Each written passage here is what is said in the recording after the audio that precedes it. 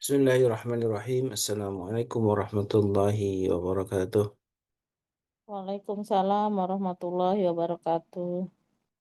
Hamdan tayyiban kasiran, hamdan kasiran tayyiban mubarakan fi kama yuhibbu rabbuna wa yarda. Ashhadu an la ilaha illallah wahdahu la syarika lahu wa ashhadu anna Muhammadan abduhu wa rasul la nabiyya wa la rasula ba'da. Allahumma salli wa sallim wa karim wa barik ala nabiyyina wa syafi'ina ومولانا وقدوتنا وإمامنا محمد وعلى آله وصحبه ومن اتبعهم بإحسان إلى يوم الدين أما بعد. Alhamdulillah wa syukurillah, di pagi ini Allah masih memberikan nikmat kesehatan di hari Jumat di Sayyidul Ayyam, dan Allah masih membangun kita dalam keadaan iman dan Islam. Tentu sebuah kenikmatan agung yang harus kita syukuri, karena tidak semua nikmat ini Allah berikan. Allah pilih dari hamba-hambanya untuk Allah limpahkan nikmat iman dan Islam. Salawat dan salam tentu senantiasa kita curahkan kepada Nabi kita baginda Rasulullah SAW beserta keluarganya, para sahabat, dan juga mudah-mudahan kita termasuk umatnya yang dirindukan Allah Rasulullah. Umat yang karena kegigihan kita, keistiqamahan dalam sunnah-sunnahnya, kita termasuk orang-orang yang insya Allah akan mendapatkan syafaat dari beliau. Amin Allahumma amin. Sahabatku yang dimuliakan Allah, masih bersama Tuan Guru Span Pajar, insya Allah di pagi ini, di hari Jumat, menjadi sebuah bersyukuran kita kembali berjumpa untuk membahas sebuah kitab karya Imam Al-Bukhari rahimahullah ta'ala, sebuah kitab yang begitu dikenal, begitu banyak dikaji di banyak-banyak majelis ilmu dan juga pesantren tentang bagaimana adab dalam kehidupan kita. Al-Adabul Mufrad menjadi sebuah karya fenomenal ya, yang ditulis oleh Imam Al-Bukhari, sebuah karya klasik, kitab klasik yang alhamdulillah sudah berada di kajian kita bersama guru kita Tuan Guru Spar Fajar, dan ini episode kedua ya.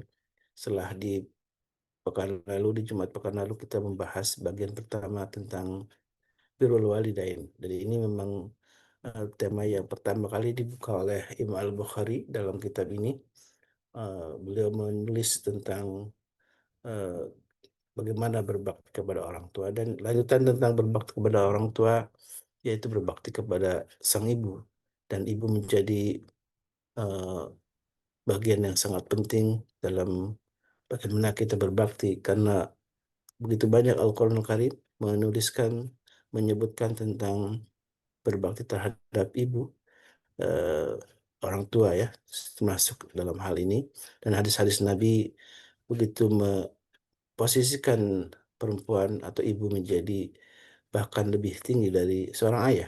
Dan inilah yang insya Allah akan dibahas kembali oleh eh, Tuan Guru Usman Fajar untuk mengingatkan kita betapa pentingnya posisi seorang ibu untuk kita hormati, kita berikan kebaikan, eh, karena posisinya yang sangat mulia inilah menjadi penting kita pahami bagaimana Allah Subhanahu wa taala sudah memberikan derajat yang bahkan birrul walidain Birrul walidain ini berada setelah beribadah kepada Allah dan tidak memusyrikannya. Dan kita bisa lihat di surat Luqman, misalkannya nasihat Luqman terhadap anaknya ketika beliau menasihati anaknya dengan datu syukrillah, yang mesti kepada Allah, maka di bagian kedua kemudian wasiatnya adalah birrul walidain, yaitu berbakti kepada orang tua. Alhamdulillah, Tuan Guru Sparman juga bersama kita di pagi ini. Kita doakan mudah-mudahan Allah Subhanahu wa taala senantiasa mencurahkan keberkahan hidup bersama keluarga beliau, dan juga tentu kesehatan, keistiqomahan dalam dakwahnya, menjadi doa yang terus kita panjang kepada Allah Tabaraka wa taala, dan doa untuk kita semua jamaah yang hadir di majelis ini. Baik, Tuan Guru Sparman Fajar, alhamdulillah kita masih melanjutkan ya sebuah tema tentang Adabul Mufrad yang ditulis oleh Imam Al-Bukhari. Tafadhal mashkur Ustaz. Assalamualaikum warahmatullahi wabarakatuh. Waalaikumsalam Waalaikumsalam warahmatullahi warahmatullahi wabarakatuh. wabarakatuh.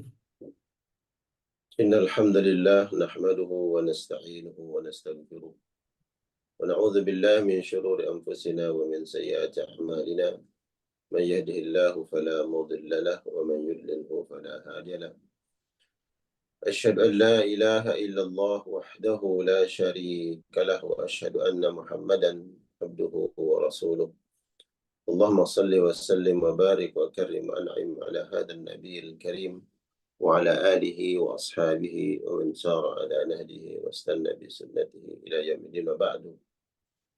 Alhamdulillah ala ni'matillah, para jamaah sekalian, para ayah bunda yang dimuliakan, yang dicintai, yang dibanggakan oleh Allah Subhanahu wa taala.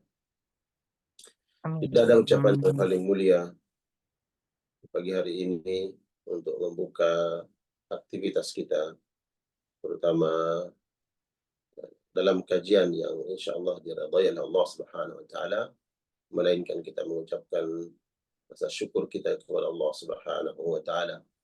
Dan syukur ini merupakan ibadah kepada Allah Subhanahu wa taala. Kita bersyukur kepada Allah atas kebaikan-kebaikan dan rahmat Allah Subhanahu wa taala, nikmat yang Allah anugerahkan baik yang zahir ataupun yang batin. Nikmat yang kita minta kepada Allah dalam doa-doa kita, atau mungkin ada nikmat yang Allah berikan kita tidak pernah minta kepada Allah, namun karena kasih sayang dan Allah Maha mengetahui yang maslahat yang terbaik, maka kemudian kita dianugerahkan, diberikan nikmat oleh Allah Subhanahu wa taala. Nikmat yang insya-Allah menghantarkan kita lebih dekat dengan Allah Subhanahu wa taala. Dan itulah sesungguhnya bentuk nikmat yang berkah. Nikmat yang menghantarkan kita, yang membuat kita semakin dekat dengan Allah Subhanahu wa taala, semakin cinta kepada Allah dan Rasul-Nya. La in syakartum la azidannakum wa la in kafartum inna 'adzabi lasyadid. Salawat salam kita sampaikan kepada kedua hasanah kita, baginda Nabi Muhammad sallallahu alaihi wasallam, dan untuk keluarga dan seluruh sahabat Nabi sallallahu alaihi wasallam minal muhajirin wal ansar walladzina ittaba'uhu bi ihsanin.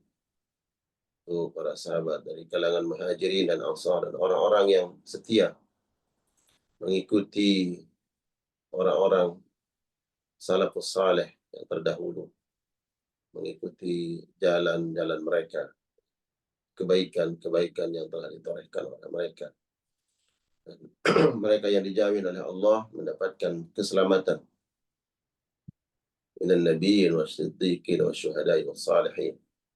Bila mana kemudian kita mendambakan dan menginginkan keselamatan, maka amalan yang sejatinya kita lakukan adalah mengikuti mereka-mereka yang telah diberikan jaminan keselamatan oleh Allah Subhanahu wa taala. Yang dimuliakan, yang dibanggakan oleh Allah Subhanahu wa taala. Kembali kita mengkaji kitab Al-Adabul Mufrad dari Imam Al-Bukhari rahmatullah alaih. Di pekan lalu, di hari Jumat, kita sudah membahas tentang perintah Allah Subhanahu wa taala untuk berbuat ihsan, berbuat baik ya terhadap kedua orang tua. Dalam hal ini adalah ayah dan bunda, ibu dan bapak kita. Nah, pada pertemuan pagi hari ini secara spesifik ya dibahas tentang ibu. Ada hadis yang memang secara khusus disebutkan oleh Nabi sallallahu alaihi wasallam mengenai ya, keutamaan atau keistimewaan ya, seorang ibu, dan ini bentuk pemuliaan, pengagungan ya, penghormatan syariat Islam terhadap kaum wanita, terhadap perempuan. Ketika seorang perempuan pada posisi dia menjadi seorang ibu, terlebih ya secara khusus ketika dia menjadi seorang ibu. Memang perempuan memiliki kedudukan, ya, kemuliaan, kehormatan yang diberikan oleh syariat Islam. Bagaimana ketika dia menjadi seorang anak, ya, anak perempuan, dia dimuliakan oleh Allah Subhanahu wa taala. Allah menudukkan perempuan dalam tempat yang istimewa ketika menjadi seorang anak perempuan.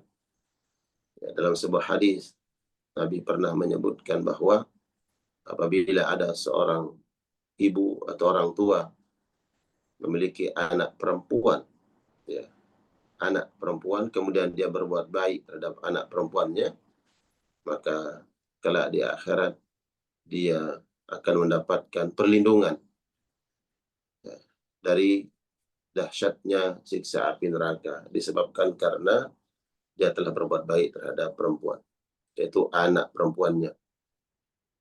Kemudian ketika dia menjadi seorang istri, bagaimana dimuliakan oleh Allah Subhanahu wa taala. Lagi-lagi ini perempuan, ketika menjadi seorang istri ada hak-hak yang khusus, perlakuan-perlakuan istimewa, ya, terhadap seorang perempuan, terutama ketika dia menjadi seorang istri. Dan nanti insya Allah pada pertemuan-pertemuan yang lain kita akan membahas itu. Kemudian pada posisi ketika menjadi seorang ibu, lagi-lagi dia perempuan, ya, ketika menjadi seorang ibu. Nah, ini secara khusus dijelaskan, disinggung dan disebut oleh Nabi Shallallahu Alaihi Wasallam. Imam Al-Bukhari meletakkan beberapa hadis dalam bab ini. Ada seorang laki-laki datang kepada Nabi Shallallahu Alaihi Wasallam. Kemudian dia bertanya, ya Rasulullah, wahai Rasulullah, man abarru, siapakah orang yang paling berhak aku berbuat baik kepadanya? Qala, Nabi kemudian menjawab, ummaka, ya, ummak, ya. Man abarru, siapa yang berhak aku berbuat baik kepadanya? Qala, Nabi berkata, ummak, ibumu. Qultu, kemudian sahabat ini juga mengulang pertanyaannya, man abarru, siapa yang paling berhak aku berbuat baik kepadanya? Qala, Nabi berkata, ummak, ibumu. Kemudian sahabat ini juga berkata, qultu, aku bertanya lagi, man abarru, siapa yang aku berbuat baik kepadanya, yang paling utama, yang paling berhak? Qala, ummak, ibumu. Kemudian sahabat ini bertanya lagi, qultu man abarru ya Rasulullah, siapa yang berhak aku berbuat baik kepadanya? Ini ketika, ya, sudah 3 kali dia bertanya dan Nabi menjawab, ummaka, ummaka. Qala abaka, setelah itu berbuat baiklah kepada abak, bapakmu, ayahmu. Tsummal aqrab fal aqrab, baru kemudian kerabat dekat, ya, sesuai dengan urutan kedekatan mereka atau hubungan mereka dengan kita. Nah, jadi jamaah sekalian Allah muliakan, jadi hadis ini menyebutkan tentang kemuliaan, ya, kedudukan seorang ibu dalam timbangan syariat. Ketika ada seorang sahabat bertanya kepada Rasulullah tentang manusia, tentang orang yang paling utama, ya, yang terdepan, yang harus kita berbuat baik dan diprioritaskan kebaikan untuk mereka, Nabi sampai 3 kali menyebut seorang ibu, ya, ibumu, ibumu, ibumu, baru kemudian disebutkan ayah kita. Dijelaskan oleh para ulama, ya, kenapa sampai 3 kali Nabi Shallallahu Alaihi Wasallam menyebut kata ibu.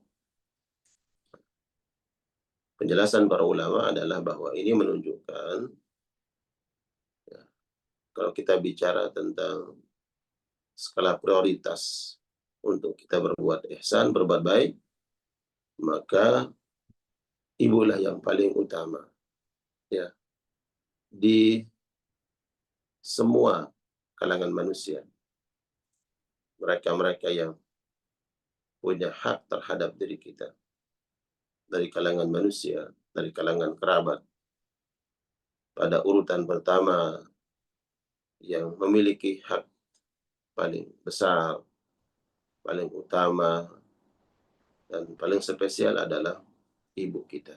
Maka disinilah kemudian hendaknya hadis ini bukan hanya sebagai maklumat, ya, sebagai ilmu pengetahuan, tapi menggugah kesadaran kita dan menambah keyakinan bahwa memang ibulah manusia yang paling utama untuk kita berbuat ihsan, berbuat baik. Ya.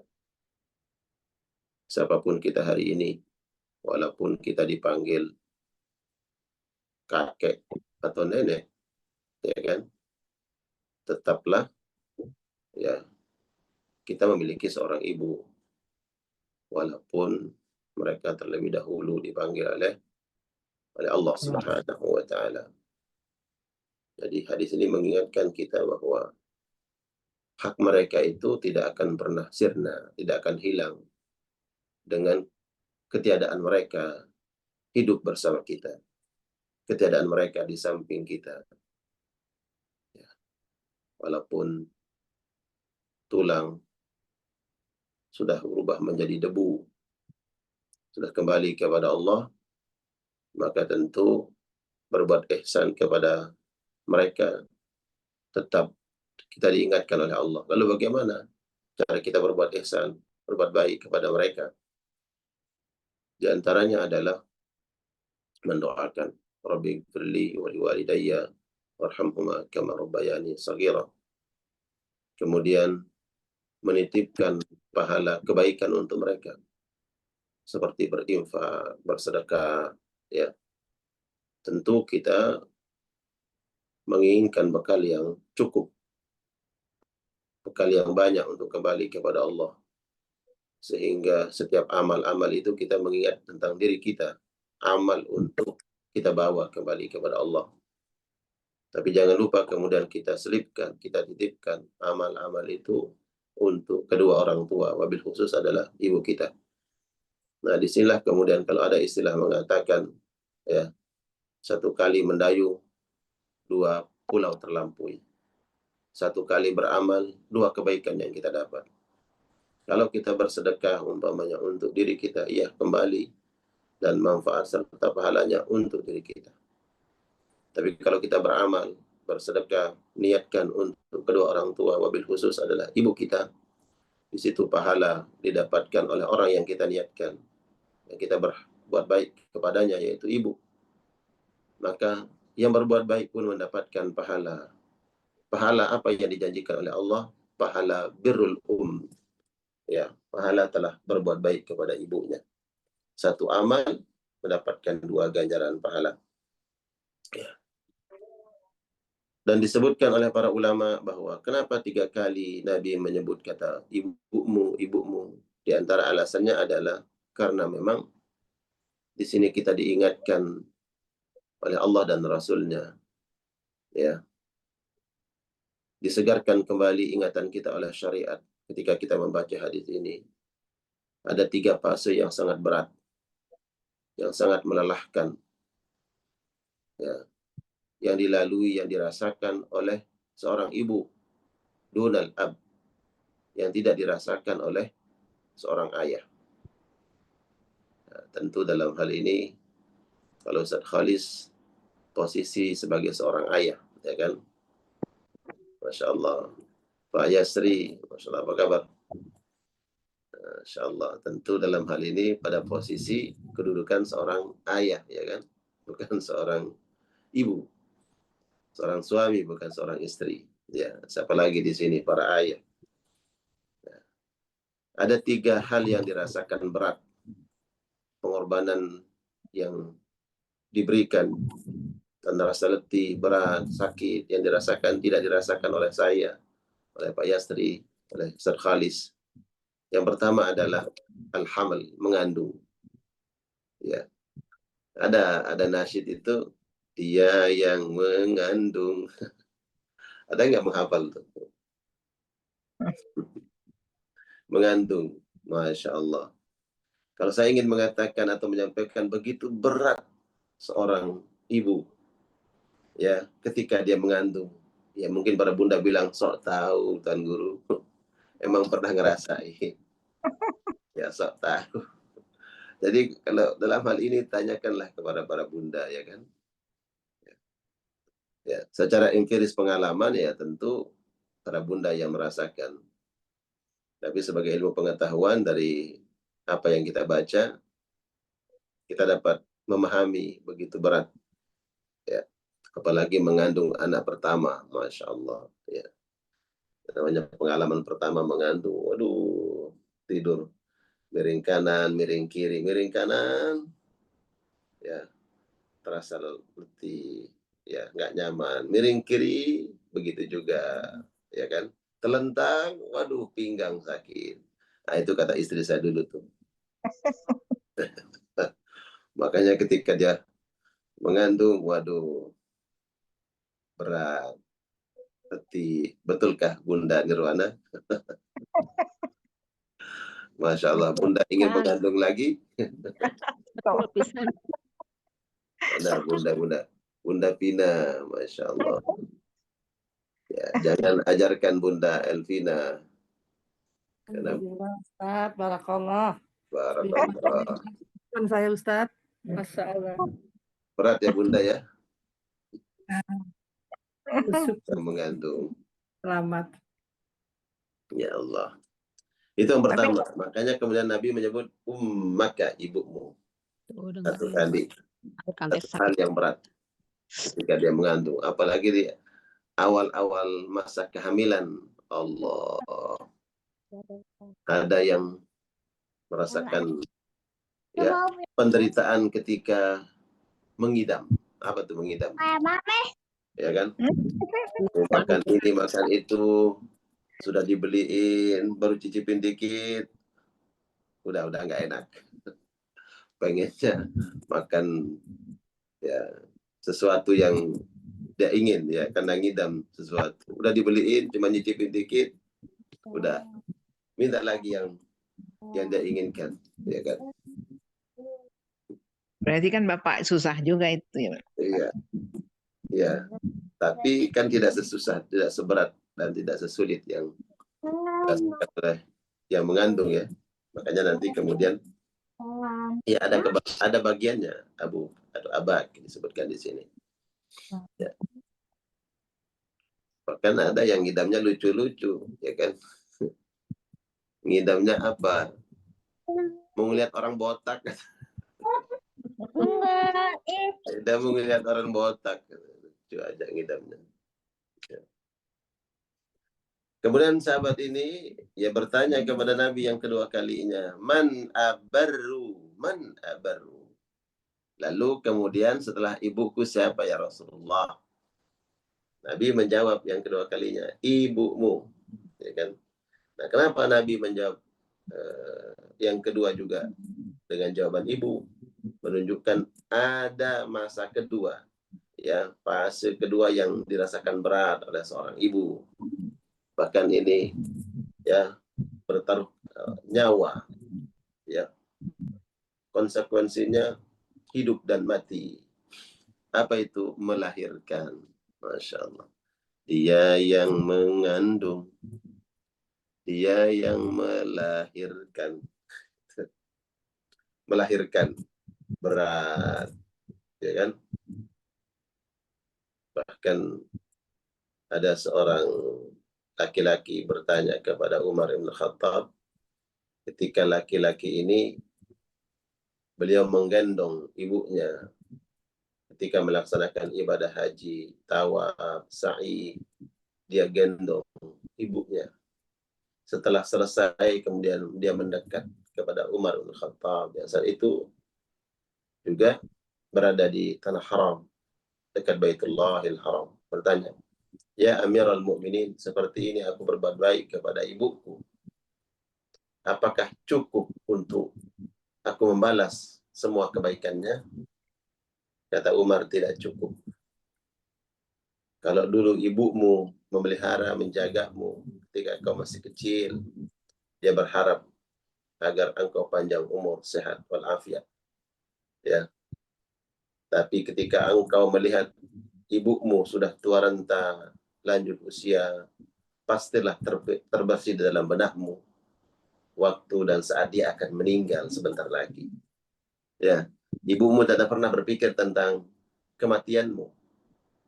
Tapi kalau seorang anak mengasuh, merawat ibunya yang sudah tua renta, yang lanjut usia, dimakan umur, pasti terpikir bahwa kapan dipanggil oleh Allah Subhanahu wa taala. Pasti. Bahkan satu tarikan napas ibumu, kata Umar bin Khattab, ketika dia melahirkanmu, ya, tidak mampu kau balas dengan semua amal-amalmu. Subhanallah, itu ini berat yang dirasakan ya oleh seorang ibu ketika melahirkan. Ya. Taruhannya nyawa, hidup dan mati. Sakitkah? Kata istri saya, sakit. Saya nggak bilang sakit karena saya belum pernah mengalaminya. Tapi saya yakin bahwa sangat sakit. Dari mana taunya? Ketika istri saya melahirkan anak yang pertama, saya diizinkan oleh dokter, silahkan Pak menemani istri. Saya menemani istri saya. Ya, anak pertama lahir normal. Ngeden. Ngeden. Sampai teriak-teriak, saya pegang tangannya. Ya, seolah-olah saya yang merasakan, ya, lebih merasakan sakit. Saya yang teriaknya lebih kencang. Astagfirullah. Aduh. Ya, saya duduk kemudian baca Quran, duduk di bawah tuh di rumah sakit, saya baca Quran. Istri saya jatuh, sakit, saya pegang tangannya. Saya baca Quran gak khusyuk, ya. Berdiri lagi ngeliatin, maaf, sampai saya lihat anak saya itu keluar. Bagaimana keadaannya dia keluar dari tempat itu, saya lihat. Saya ingin mengetahui bagaimana beratnya. Ya Allah. Jadi wahai para suami, ya, wahai para ayah, wahai para suami, ya, jadi kalau engkau berniat-niat nakal,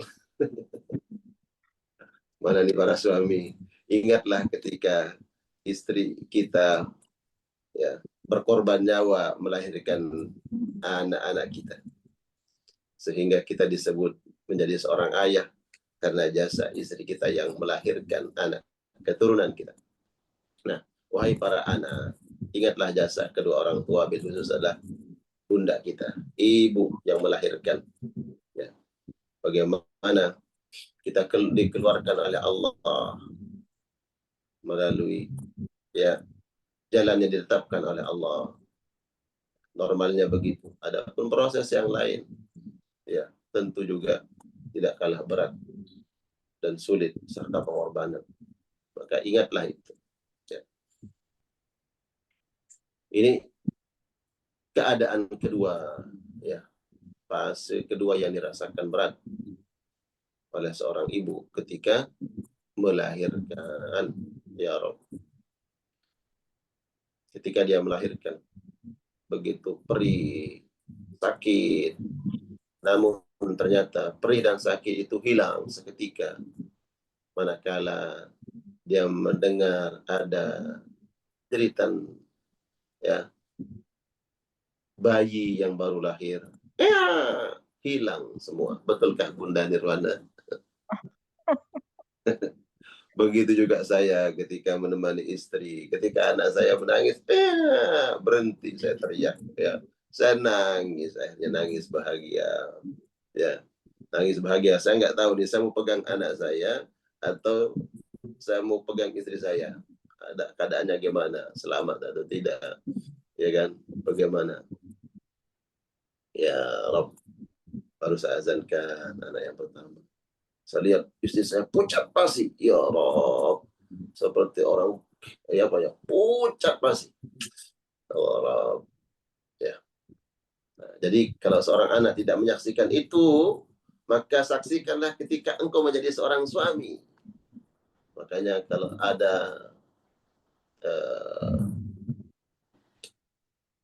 para dokter di sini, dokter kandungan, ya, yang membantu persalinan, izinkan. Kalau saya menyarankan, izinkan para suami itu menemani istri, biar dia tahu, biar dia lihat, biar dia juga merasakan, walaupun tidak dia rasakan, tapi dia lihat bagaimana upaya, ya, perih, sulit, berat, agar dia juga ingat bahwa dulu seperti itulah bundanya melahirkan dia, hadir di dunia ini. Begitulah bundamu dulu, ya, berkorban nyawa, resiko yang berat ketika melahirkan, agar kita mengingat ya, pengorbanan manusia yang paling berhak untuk kita berbuat baik kepada mereka, yaitu ibu kita. Kemudian sahabat ini bertanya yang 3 kali. Setelah itu siapa ya Rasulullah? Man abarru. Nabi kemudian tetap menjawab, ibumu. Kenapa sampai 3 kali? Karena ada fase ketiga yang dirasakan berat, sulit bagi seorang ibu. Apa itu? Ya, menyusui. Ketika dia harus menyusui. Anak nangis, ayah. Ibu nggak bilang, tuh nyusu sama bapakmu. Iya kan?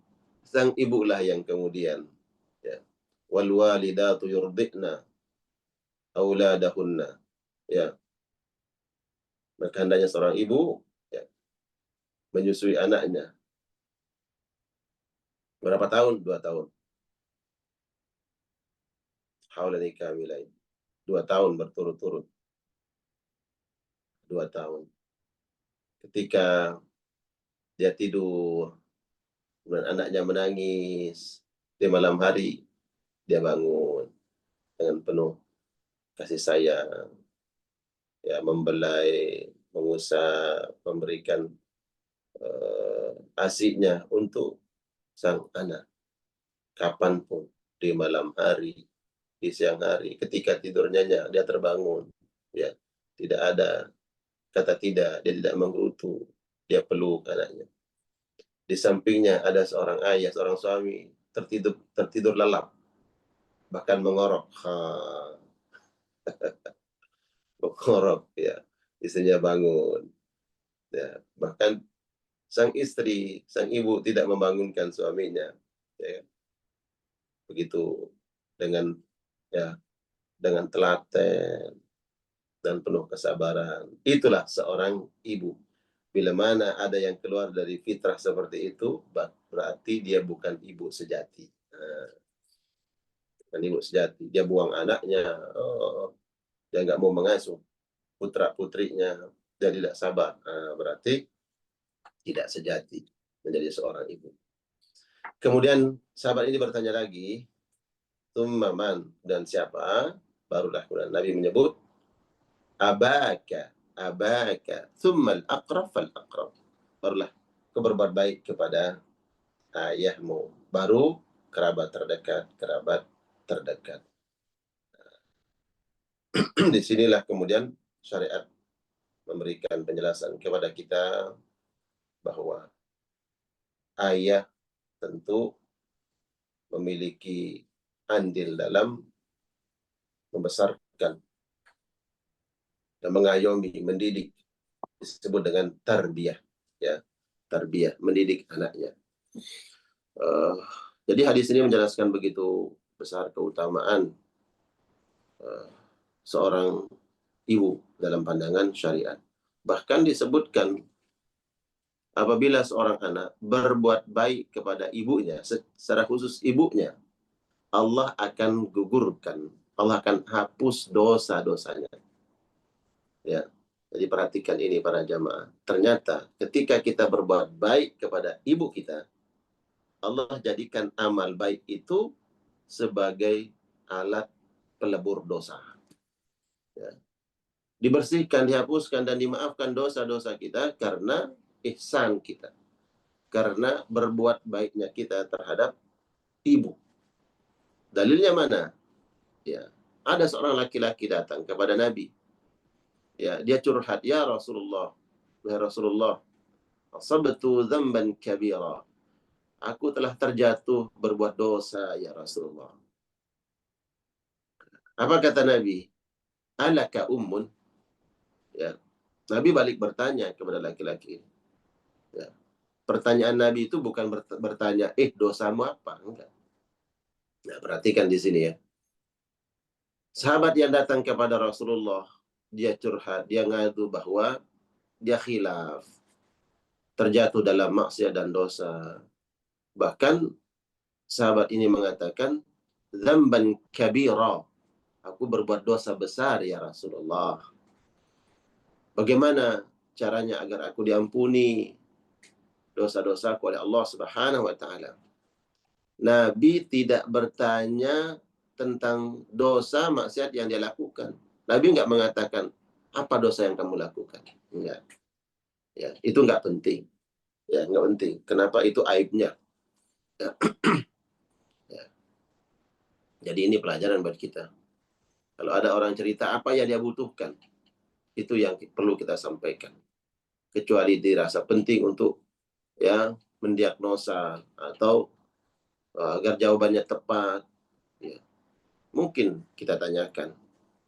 Tapi kalau tidak dirasa tidak penting, ada dia minta nasihat, minta solusi, ya udah sampaikan nasihat yang baik, arahkan ke solusi yang mungkin kita tawarkan, ya kita sarankan, silahkan. Nggak perlu kemudian kita mengorek-korek. Ya, Nabi nggak tanya, dosa kamu itu apa? Enggak. Cukup itu antara engkau dengan Allah saja. Kalau dosa besar, apa dosamu? Tapi ada amalan yang menyebabkan dosa kita diampuni oleh Allah. Apapun dosamu. Nah, kira-kira begitu. Jadi sahabat ini datang kepada Nabi mengatakan, ya Rasulullah, aku telah berbuat dosa besar, ya Rasulullah.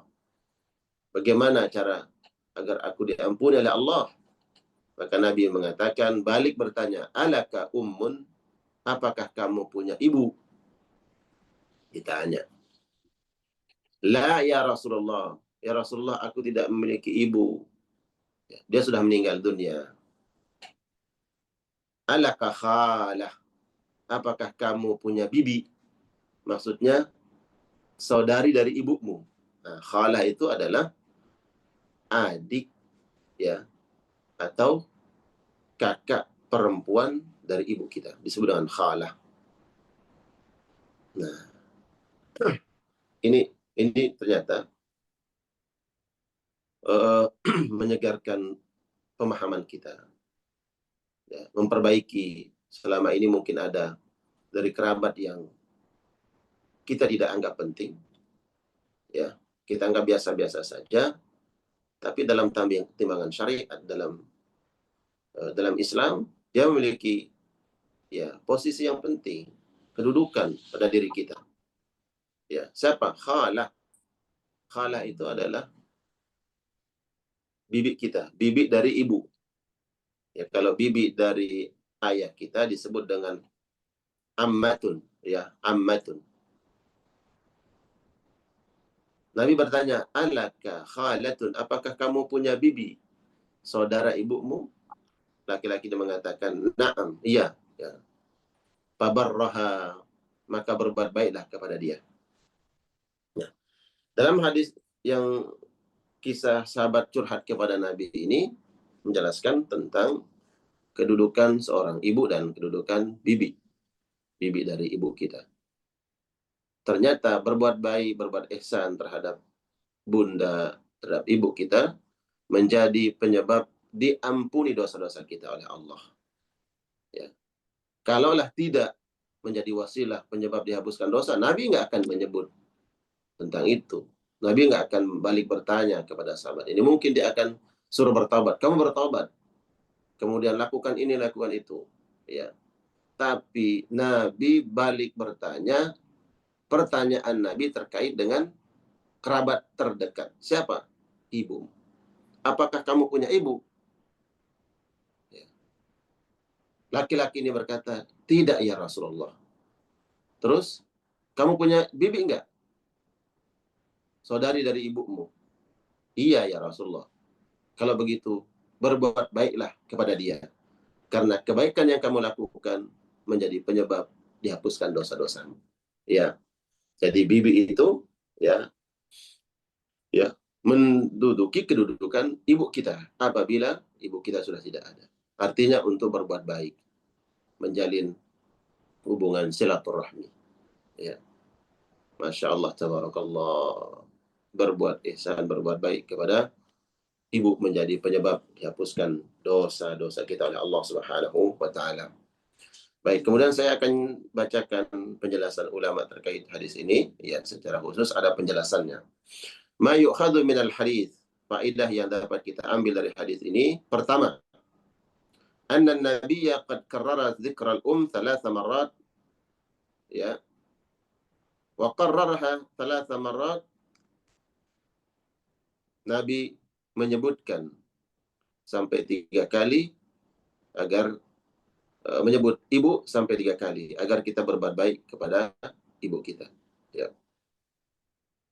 Dan ibu adalah akrab, ya, kerabat paling dekat min zawil arham, dari hubungan rahim. Jadi ibu adalah manusia yang paling dekat hubungannya dengan kita. Yang kedua, hakul walidah alal walid. Ini menunjukkan bahwa hak seorang ibu lebih utama dibandingkan hak seorang ayah. Gitu ya. Jadi hakul walidah alal walid. Ibu kita itu memiliki hak lebih utama dibandingkan ayah kita. Fi ziyadah ma'lum fi ziyadati ma'lumun min siyaqil hadis. Ini dapat kita pahami dari teks hadis ini, ya, bahwa yang pertama disebutkan adalah ibu, dan itu 3 kali Nabi mengulangnya, menunjukkan bahwa hak seorang ibu lebih utama, lebih besar dibandingkan hak seorang ayah. Hakul walidah 'alal waladi yatajawazu haqqal walid. Hak seorang ibu terhadap anaknya itu diutamakan dibandingkan seorang ayah. Wal madhkur fi kutubil fikhi, dan ini dapat kita temukan dalam kitab-kitab fikih. Anna haqqal walid, ya haqqal walidah,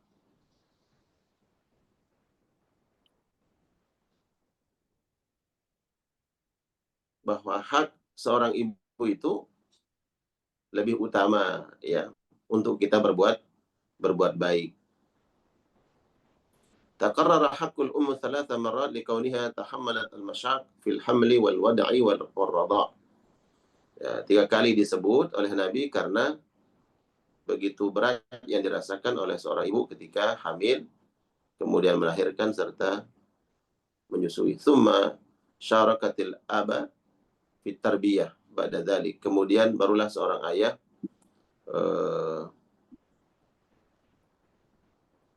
dalam hal ini mentarbiyah anak-anaknya, ya. Kemudian wujubu birril walidain wa tahrimu uquqiha. Wajib berbuat baik kepada kedua orang tua serta haram, tidak boleh uquqihima, ingkar kepada keduanya, ya. Kemudian al-wasiyatu bil ummi. Ini adalah wasiat Nabi sallallahu alaihi wasallam agar kita berbuat baik kepada ibu. Idhafiha, karena kelemahannya, wa hajatiha, dan dia memiliki banyak hajat, kebutuhan. Maka ini merupakan wasiat Nabi sallallahu alaihi wasallam untuk seluruh para anak agar berbuat baik kepada ibu, karena begitu lemah seorang ibu dibandingkan dengan ayah kita, ya, secara umum. Wa hajatnya, dan dia sangat membutuhkan banyak hal dibandingkan dengan ayah kita. Taqdimu ridal ala ridha al-ab. Memprioritaskan keridhaan seorang ibu ya atas keridhaan seorang ayah ya. Wal ummu tafdulu 'alal abi fil birri. Seorang ibu itu ya lebih utama dibandingkan ayah untuk kita berbuat baik ya. Kemudian al-hutsu 'ala birril aqarib ala hasabi tartibihim fil qurbi. Ini hadis memotivasi kita untuk berbuat baik kepada seluruh kerabat kita ya, seluruh kerabat ala hasabi tartibihim dengan urutan-urutan mereka. Siapa yang paling utama? Yang paling utama adalah ibu, kemudian ayah, baru kemudian fal aqrab, baru kerabat-kerabat dekat kita ya. Nah, jadi jamaah sekalian Allah muliakan, ini satu hadis yang coba kita bacakan di pagi hari ini secara khusus bicara tentang birrul ya, berbuat baik kepada ibu kita. Setelah pada pertemuan yang lalu dibahas tentang birrul walidain, berbuat baik kepada kedua orang tua. Taib. Insyaallah hadis-hadis berikutnya ya, karena ini kan kajian kita setiap Jumat ya. Nah, ini jilid pertama yang saya pegang dalam kitab ini. Mudah-mudahan insyaallah kita diberikan kesehatan dan kesempatan oleh Allah untuk menuntaskan pembahasan kitab ini insyaallah taala. Baik, selanjutnya kita berikan kesempatan kepada para jamaah untuk menyampaikan, mungkin ada hal yang ingin ditanyakan, yang kurang dipahami, atau mungkin ada tambahan, pernah mendengar makalah atau ucapan para ulama ya, tentang berbuat baik kepada ibu secara khusus. Baik, silakan Ustaz Falis. Alhamdulillah, syukurlah. Kita baru saja menyimak dua hadis ya yang disampaikan oleh Rasulullah SAW, dan mudah-mudahan ini menjadi wasilah bukti cinta kita kepada Rasul, karena salah satu keistiqomahan kita ngaji apalagi di hari Jumat ini, kita akan selalu menyimak hadis-hadis yang diriwayatkan oleh Imam Al-Bukhari, dan tentu ini adalah hadis sahih yang diriwayatkan oleh beliau, dan ini dari Rasulullah SAW. Dan inilah satu bukti cinta kita dengan mengikuti sunnah-sunnah Nabi SAW. Dan salah satunya tema yang sangat menarik di pagi ini adalah tentang berbakti kepada ibu, dan ibu tadi sudah dibahas bagaimana keutamaannya, dan tadi ada dua hadis yang disampaikan oleh Tuan Guru ya. Dan sebelum masuk ke tema sesi tanya jawab, tentu saya mengingatkan tentang keutamaan Zulhijjah. Di 10 hari pertama itu begitu besar keutamaannya, dan insya Allah di besok hari kita ada kajian spesial khusus Zulhijjah yang akan disampaikan oleh Ustadz Ahmad Sujai, LCM SI ya. Beliau akan menyampaikan tentang keutamaan 10 hari pertama di bulan Zulhijjah, dan tentu kurban menjadi salah satu puncak ibadah yang agung di bulan Zulhijjah, yaitu kita berkurban. Dan alhamdulillah MKI menggelar gempita kurban di 8 titik lokasi di Nusantara, dan mudah-mudahan kita termasuk orang yang tercatat ikut terlibat menyembelih hewan kurban di tempat-tempat yang sangat membutuhkan, karena yang kita pilih tentu bukan tempat yang sudah berlimpah hewan kurban, tapi tempat-tempat yang sangat minim hewan kurban. Justru keberadaan hewan kurban kita menjadi satu keberkahan bagi mereka, sebuah kenikmatan bagi mereka yang sangat merindukan daging kurban ya. Barangkali makan daging menjadi keistimewaan atau menjadi hal yang sangat mewah bagi mereka, dan alhamdulillah kita bisa berbagi dengan menyumbangkan hewan kurban kita di tempat-tempat tersebut, dan mudah-mudahan ini amal ibadah agung yang bisa kita raih ya. Dan silakan untuk menghubungi yang koordinator Kumpita Kurban MKI dengan Bu Bunda Darmi ya, Insya Allah ya. Dan ini sudah ada banyak yang sudah menitipkan kurbannya kepada kami, dan insya Allah akan kami sampaikan amanah ini kepada para jamaah atau warga yang ada di sekitar lokasi titik di Nusantara itu. Dan silakan yang ingin bertanya, dan alhamdulillah Bu Dedami sudah paling depan ya. Assalamualaikum Pak Ustadz. Silakan. Silakan Bu Dedami. Assalamualaikum Pak Ustadz. Nanti Waalaikumsalam warahmatullahi wabarakatuh. Pak Yasri, Masya Allah, tabarakallah. Selamat Silakan. pagi Pak Ustadz. Pak Alhamdulillah. Ustadz Arif. Iya, waalaikumsalam Ya. warahmatullahi wabarakatuh. Salam sehat dari Depok Pak. Masya Allah, tabarakallah. Saya mau bertanya nih Pak. Kebetulan orang tua saya sekarang di kampung lagi sakit. Dan kondisi saya sekarang di sini juga kurang apa Pak. Masih sakit juga lah, tapi nggak terlalu berat. Tapi kan apakah nanti saya dianggap tidak berbakti kepada orang tua? Seharusnya kan dalam kondisi seperti itu saya kan harus berada di samping beliau. Tapi karena kondisi saya dalam keadaan sakit juga, jadi tidak bisa saya pulang ke kampung Pak.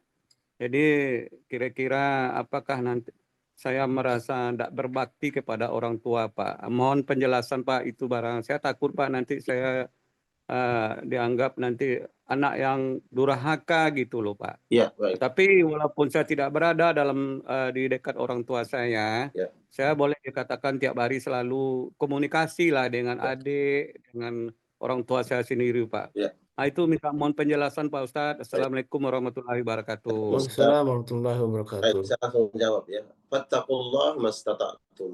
Jadi berbuat baiklah kita kepada orang-orang yang Allah perintahkan untuk kita berbuat baik semampu kita. Bukan semau kita. Semampu kita. Dalam hal ini, ya, kita diperintahkan oleh Allah untuk berbuat birrul walidain. Wabil khusus adalah ibu. Maka semampu yang kita lakukan, ya, bahwa memang kita sebagai seorang anak ingin memaksimalkan, ingin berbuat ihsan kepada kedua orang tua. Namun bila mana ada kendala, ada situasi keadaan yang tidak mampu kita memaksimalkan berbuat baik kepada kedua orang tua, maka disitulah ya Allah memberikan toleransinya. Yang terpenting adalah kita meniatkan untuk berbuat baik kepada mereka dan berupaya. Nah, upaya yang Bapak Yasri lakukan adalah sering komunikasi, menanyakan kabar di sana, bagaimana kondisi, bila sudah tertangani, ya, karena ada karib kerabat di sana, ada saudara, ada keluarga yang dekat, ya, maka tentu ini bentuk kita berbuat ihsan, berbuat baik. Maka kadar kebaikan kita itulah yang dipandang oleh Allah, baik pahala yang diberikan, ya, sesuai dengan kadar kita berbuat ihsan. Kalau kita mampu meningkatkan lagi kualitas birrul walidain kita, berbuat baik kepada orang tua, tentu balasan pahala pun lebih besar, lebih baik yang Allah akan berikan. Kemudian yang kedua, tetap meminta ridhonya, sampaikan kepada kedua orang tua kita, ya bundo atau siapa, sampaikan bahwa saat ini belum bisa untuk menjenguk, belum bisa untuk pulang kampung karena ada kendala, ya, kesehatan dan lain sebagainya. Maka minta ridhonya, minta keikhlasannya, minta didoakan. Tentu keridhaan, keikhlasan orang tua itu juga menjadi kebaikan buat kita, dan bagian dari kita berbuat birrul walidain adalah meminta ridhonya, ya, meminta ridhonya. Jadi dua hal ini perlu dilakukan, ya, maksimalkan, kemudian minta ridhonya, minta keikhlasan orang tua yang hari ini kita belum berada di samping mereka, ya. Nah, kebaikan-kebaikan yang bisa kita lakukan dan upayakan tentu ada hal lain seperti apa yang dia butuhkan. Mungkin kita tidak berada di samping mereka, di tengah-tengah mereka, tapi untuk mengatasi kesulitan di sana, hal-hal yang dibutuhkan dari jarak yang jauh mampu kita siapkan, mampu kita berikan. Apakah itu berbentuk materi, ya langsung kita berikan. Kita kirimkan untuk beli obat. Ya, Insya Allah. Nah, inilah salah satu cara untuk kita berbuat ihsan kepada kedua orang tua. Gitu ya. Tentu insya Allah itu sudah dilakukan. Barakallah. Ya. Baik. Makasih banyak Pak Ustadz. Baik, alhamdulillah. Mudah-mudahan Allah sehatkan Pak Yasri ya, ibunya ya. Allahumma rabbana asbil basa wasfi. Wa anta syafillah syukurlah syukurlah ya ghadiru saqama ya.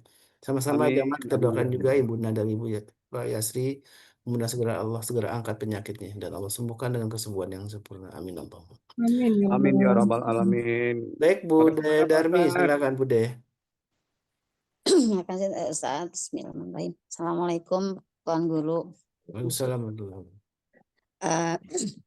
Saya sekarang di sini kan saya jadi anak, istri juga seorang ibu. Bagaimana istri ini bukan pilihan Ustaz ya. Ketika suami kita lebih mementingkan ibunya ketimbang anaknya. Jadi saya mau bertanya, utama mana ya Ustaz?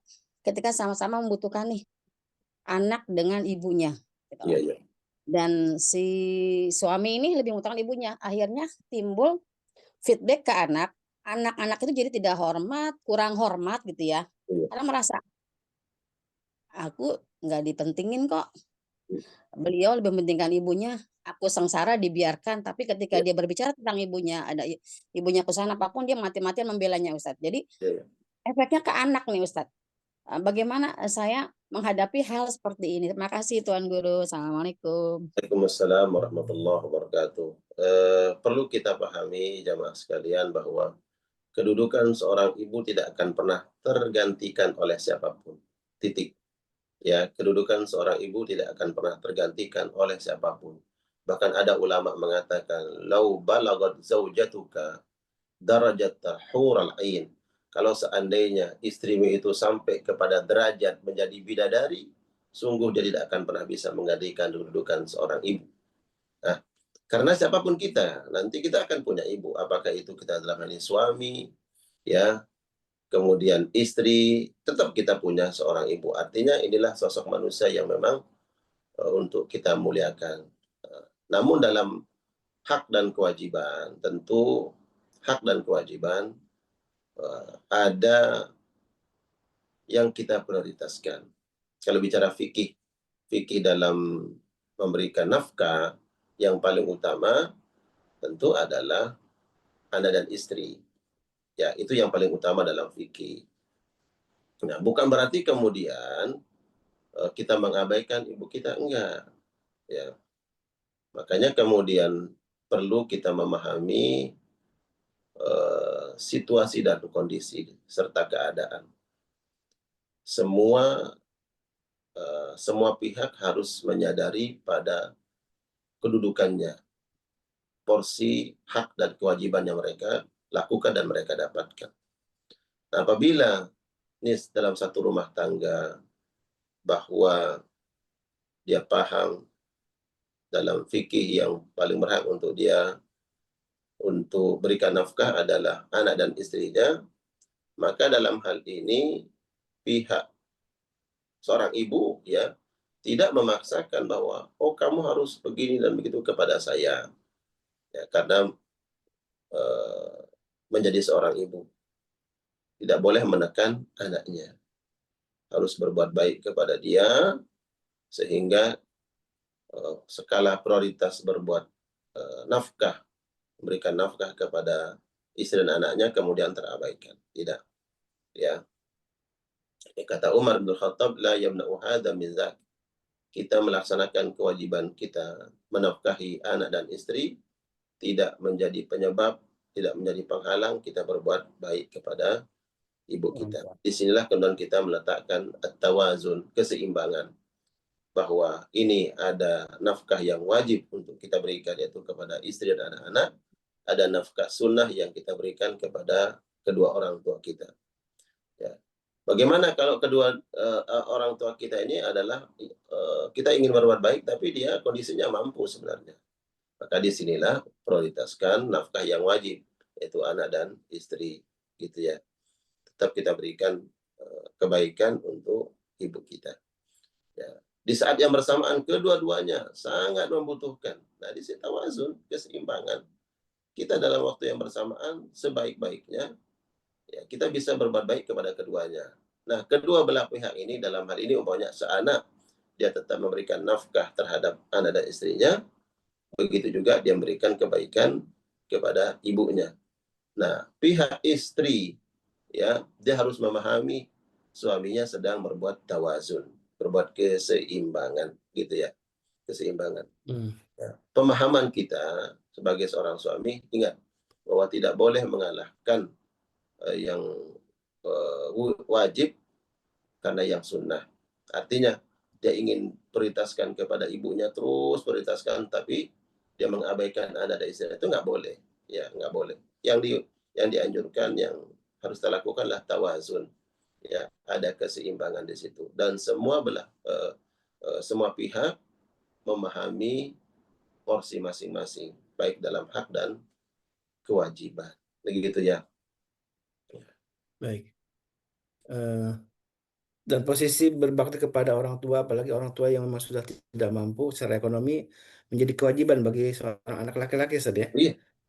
Dan Jadi posisinya dari sunnah itu bisa jadi wajib ketika mungkin tadi kondisi ayah ibu kita yang memang sudah rentan dan tidak punya penghasilan, tidak ada yang menafkahi, maka posisi anak laki-laki menjadi wajib dia berbuat ihsan, berbuat baik. kewajiban ya.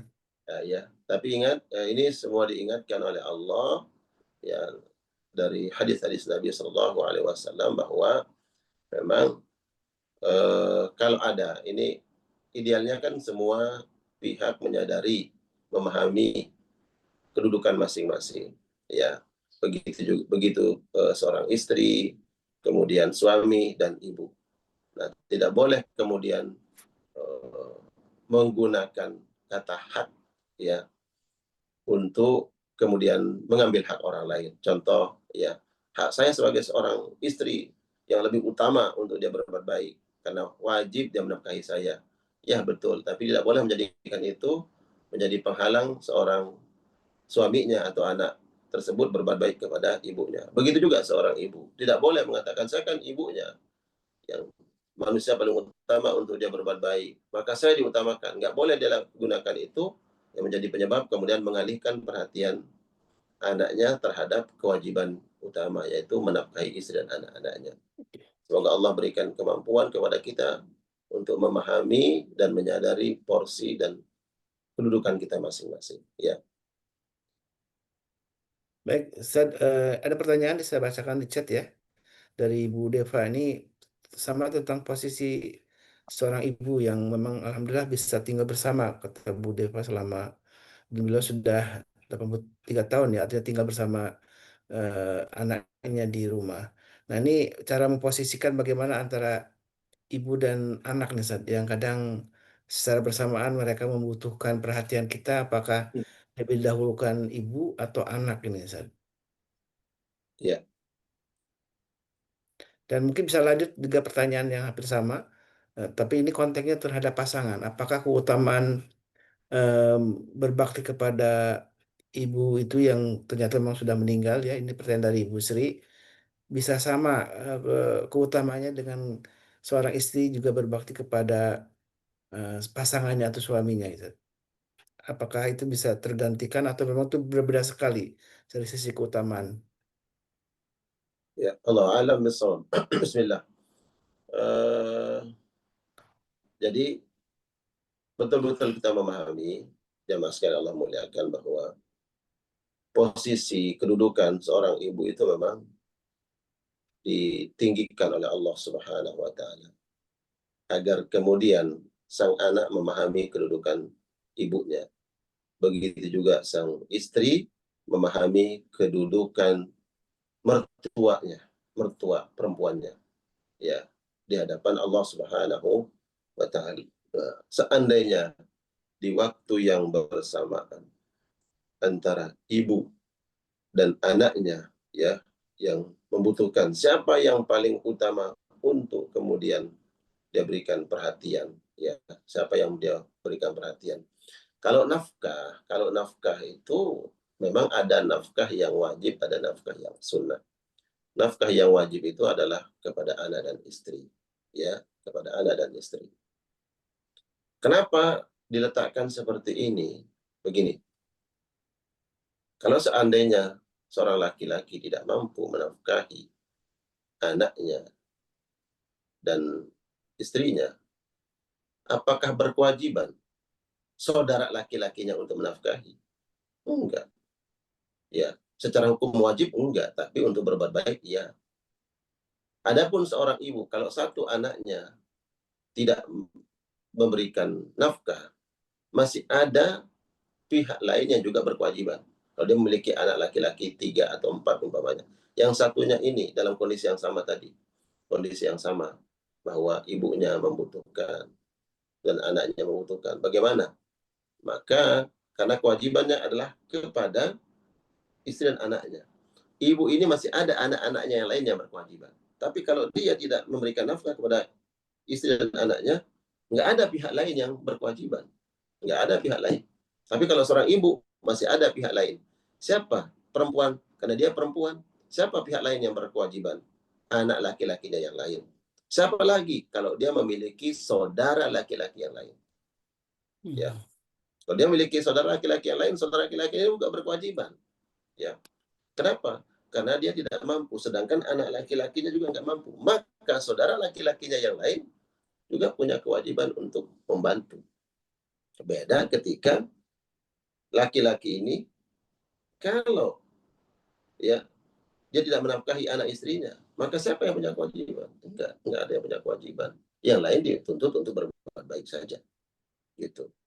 Nah, jadi disinilah kemudian kita coba meletakkan dengan timbangan keadilan, seadil-adilnya, bahwa lihatlah mana yang kemudian kita harus berbuat baik kepada mereka.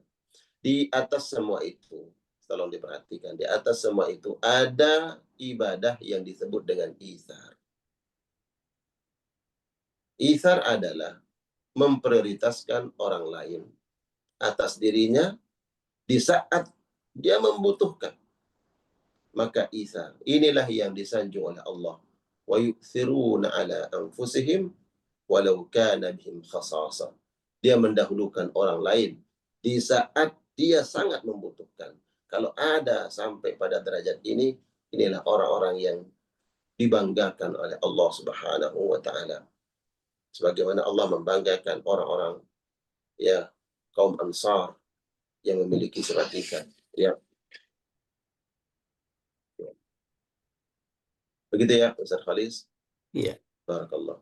Jadi lanjutan pertanyaannya soal tadi posisi ibu dari pasangan kita. Mungkin ibu dari suami kita atau ibu dari istri kita, apakah posisinya sama dengan ibu kandung sendiri gitu, Ustaz? Baik. Atau orang tua Mertua, ya? mertua. Iya, Apakah mertua. posisinya sama ibu kandung kita dengan mertua? Dalam syariat tidak sama. Ya, dijelaskan oleh para ulama tidak sama. Tapi tentu kita diperintahkan untuk berbuat baik kepada ibu mertua kita. Tapi dalam kedudukan tidak sama. Karena disebutkan bahwa al-um ini adalah ibu kandung. Maka ibu kandung kita tidak sama dengan ibu mertua. Tapi kita diperintahkan untuk berbuat baik, memberikan seadil-adilnya kebaikan untuk mereka. Dalam derajat ya kemuliaan dia tidak sama. Itu disebutkan oleh beberapa guru-guru kita dan sesuai dengan referensi yang dibaca. Ya. Baik. Pertanyaan dari Ibu Nadia saat ini, bagaimana memposisikan atau membuat seimbang gitu ya antara berbakti kepada suami di satu sisi, tapi juga ibu yang tinggal bersama anaknya ya. Kemudian tentu antara berbakti kepada suami dan berbakti kepada ibu ini bagaimana bisa seimbang gitu ya dalam keadaan harmonis ini. Tentu apakah ada satu cara-cara gitu, Ustaz? Baik. Kita dituntut untuk melakukan kebaikan itu seideal mungkin, semaksimal mungkin. Tapi tentu sebagai manusia kita tidak akan pernah sempurna. Makanya pentingnya di sini dalam setiap amal pertama kali adalah niat, keinginan, azam. Bahwa saya ingin berbuat adil. Tidak ada dalam hati, dalam pikiran, ingin ada tindakan, ada sikap, tidak berbuat adil. Yang pertama itu, pasang niat, niatkan karena Allah ingin berbuat adil kepada orang-orang yang memang punya hak terhadap diri kita. Siapa mereka? Suami. Saya harus berbuat adil kepada suami, berbuat baik kepada suami, dan itu kewajiban saya. Begitu juga saya berbuat ingin berbuat baik terhadap ibu saya karena ada perintah dari Allah, maka pasanglah niat di situ, pasanglah niat ingin berbuat ihsan, berbuat baik kepada orang-orang tersebut. Nah, kemudian skala prioritas, karena kita seorang istri, nih, saya istri, ya, pertanyaan Bunda Nadia, saya seorang istri, saya bersama ibu saya, ini ada suami, siapa yang lebih utama? Ya, Nabi yang menyebutkan kalau seandainya ada manusia yang diperbolehkan sujud terhadap manusia, niscaya aku akan perintahkan manusia, seorang manusia yaitu istri, sujud terhadap suaminya. Ini menunjukkan begitu besar ya kewajiban seorang istri terhadap suami dan begitu besar hak suami terhadap istri.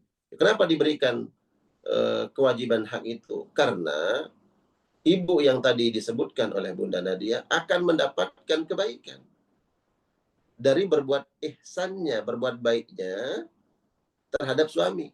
Tapi si suami nggak akan dapat ihsan pahala dari istrinya berbuat baik terhadap ibunya. Paham nggak? Kecuali dia berikan, udah kamu berikan saja buat ibu dulu deh. Baru tuh suami dia akan mendapatkan pahala. Ya, dia akan mendapatkan pahala. Karena memang suaminya merintahkan, udah kamu ibu dulu deh prioritaskan, jangan saya. Itu suami namanya Isa. Dia dapat pahala dari Isa.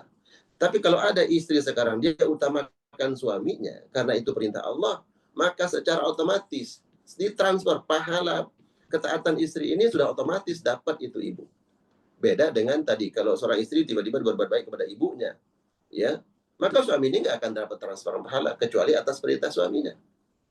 Atas Isa, dia udah perintahkan, kamu yang kasih ibu ini, berbuat baik kepada ibu. Karena itu perintah suaminya, maka suami dapat pahala. Tapi seorang ibu tanpa dia perintahkan pun, tanpa dia menyuruh kepada anaknya, kamu berbuat baik kepada suamimu, dia udah pasti dapat transferan pahala. Itu adilnya Allah dalam kebaikan. Dan gini ya, makanya saya tadi menyebutkan kata Isa, yang kemudian menjadi semangat kita, bahwa Isa itu, ya kita paham bahwa kita adalah manusia yang secara hukum di Islam diprioritaskan bahwa kita mendapatkan hak. Tapi ketika dia melihat ada pihak lain yang juga harus mendapatkan hak, kemudian dia tanazul, dia bertoleransi, dia berikan kesempatan orang lain mendapatkan haknya. Ya, walaupun di saat yang bersamaan hak yang mesti dia dapatkan itu terkurangi. Maka inilah Isa. Ya, saya dapat makalah ucapan begini. Apabila dalam rumah tangga kita sebagai seorang anak, kita memiliki orang tua dan punya saudara yang lain. Kemudian apabila orang tuamu selalu meminta lebih darimu, ya, melebihi dari apa yang dia minta terhadap anak-anaknya yang lain, maka ketahuilah itu merupakan tanda-tanda Allah menginginkan kebaikan untukmu. Jadi seorang anak jangan mengatakan, kenapa bapak, mama cuma minta ke kita? Itu kan ada kakakmu yang lain, itu ada adikmu yang lain. Kenapa kita doang yang diteror, kita doang yang diminta bantuannya? Nah, jangan ada kata-kata seperti itu. Jangan ada kata-kata seperti itu. Disebutkan bahwa kalau itu terjadi, itu Allah menginginkan kebaikan yang banyak untukmu dibandingkan dengan saudara-saudaramu yang lain. Ya, jadi pandai-pandai kita membaca kehendak Allah, keinginan Allah, ingin memberikan kebaikan untuk kita. Nah, dalam hal ini jadi kemudian akan terjaga ya hal-hal yang kita tidak inginkan. Atau tadi kalau Bunda Nadia menyebutkan tentang bagaimana tawazun, keseimbangan berbuat baik kepada ibu atau berbuat baik kepada suami. Nah, disinilah letak kesadaran suami bahwa ternyata Allah titipkan, Allah hadirkan ibu mertua yang tinggal bersama itu menunjukkan Allah menginginkan kebaikan untuk rumah tanggamu, rumah tangga kita.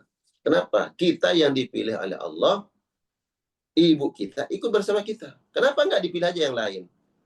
Ya, karena Allah menginginkan kebaikan buat kita.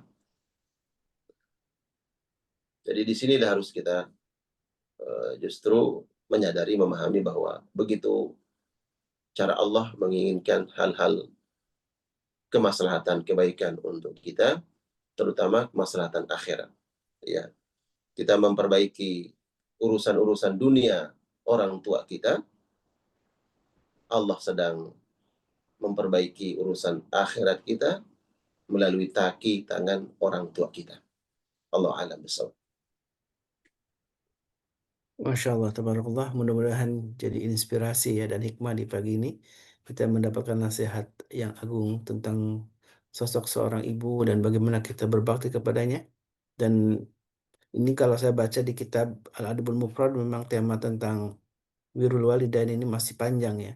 Jadi Imam Al-Bukhari masih membuat sub-subbah tentang misalkan ketika bagaimana orang tua yang zalim, misalkan bagaimana cara memperlakukannya, dan tentu paduannya adalah dari hadis Nabi SAW. Dan mudah-mudahan pekan depan kita masih bisa mengkaji hadis-hadis yang ada dalam kitab Al-Adabul Mufrad yang berkaitan dengan birrul walidain, karena masih banyak yang harus diungkapkan. Tentu kita mendengarkan, menyimak hadis yang tadi dibacakan oleh Tuan Guru, tentu mudah-mudahan tersambung hati kita terhadap baginda Rasulullah SAW. Apalagi di Yaumul Jum'ah ini kita selalu eh, menyampaikan sholawat dan salam kita kepada Nabi kita baginda Rasulullah, dan ini disunahkan untuk memperbanyak sholawat di hari Jumat. Dan tentu ada amal-amalan sunnah lainnya yang juga sangat dianjurkan di bulan di Yaumul Jum'ah ini, semacam seperti kita membaca surat Al-Kahfi dan bersedekah menjadi bagian juga amal kebaikan. Apalagi ini di bulan haram ya, Zulhijjah adalah termasuk bulan haram, bulan yang punya banyak keutamaan, dan apalagi 10 hari pertama di bulan Zulhijjah ini, bahkan ada sebagian ulama yang menyatakan uh, derajatnya hampir sama, bahkan melebihi dari 10 di malam terakhir di Ramadan. Jadi kalau ada malam yang paling utama, maka itu adalah malam Ramadan. Sedangkan ketika ada hari yang utama, itu adalah 10 hari pertama di bulan Zulhijjah ini. Ada amal-amal soleh yang bisa kita perbanyak di bulan Zulhijjah ini, di awal-awal 10 hari pertama di bulan Zulhijjah ini. Mudah-mudahan Allah mampukan kita untuk terus istiqamah dalam kebaikan, dan tentu di majelis ilmu ini kita selalu mengingatkan untuk senantiasa terus termotivasi untuk berbuat kebajikan dan amal soleh, dan inilah tabungan amal kita yang mudah-mudahan Allah ridha, Allah terima semua amal kebaikan kita, dan salah satunya azam kita untuk berkurban di tahun ini. Mudah-mudahan Allah mudahkan kita semua dan Allah mampukan kita dari sisi harta. Ya Allah, mudah-mudahan Allah berikan kita harta untuk kita sedekahkan, salah satunya kita manfaatkan untuk berkurban, menjadi amalan paling utama di bulan Zulhijjah. Mudah-mudahan Allah ridho dan semua amal kita, dan majelis ilmu menjadi salah satu wasilah bagi kita untuk mendapatkan kecintaan dari Allah Subhanahu wa taala, dan permudah bagi kita untuk menempuh jalan menuju surganya Allah Subhanahu wa taala. Barangkali Tuan Guru mungkin bisa eh, berdoa untuk kita semua ya, memimpin doa sebagai penutup. Akan persilakan kepada Tuan Guru. Barakallah. Mana para jamaah nih? Bunda Nirwana, Bunda mana? Masya Allah. Bunda Nirwana. Ini ada istri saya mau negor jamaah nih. Masih sini. Bundo. Anakku. Ini dicari tuh. Ini anaknya Bundo nih. Oh ya, alhamdulillah udah lama nggak lihat anak. Ini udah dicariin. Tuh. Masya Allah. Doang. Kali deh. Ya, Bunda Pina, Bunda. Iya.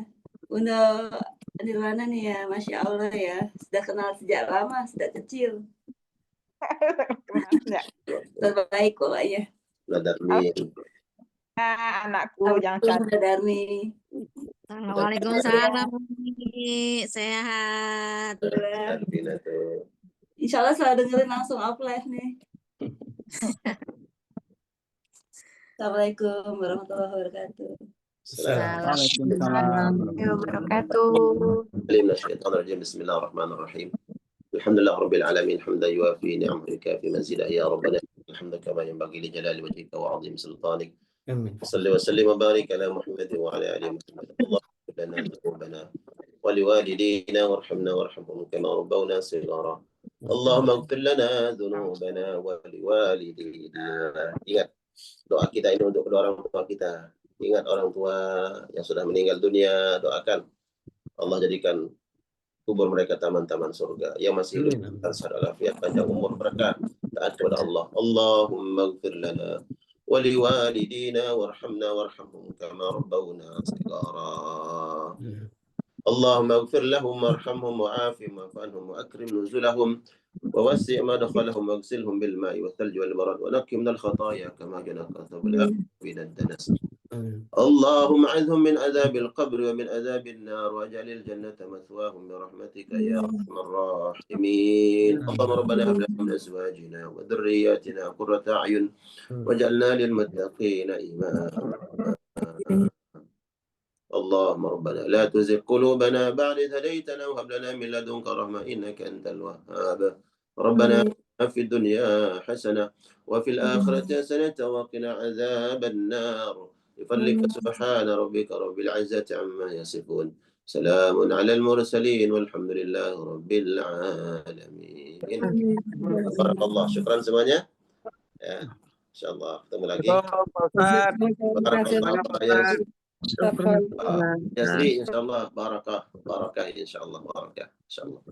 Assalamualaikum warahmatullahi wabarakatuh. Waalaikumsalam warahmatullahi wabarakatuh.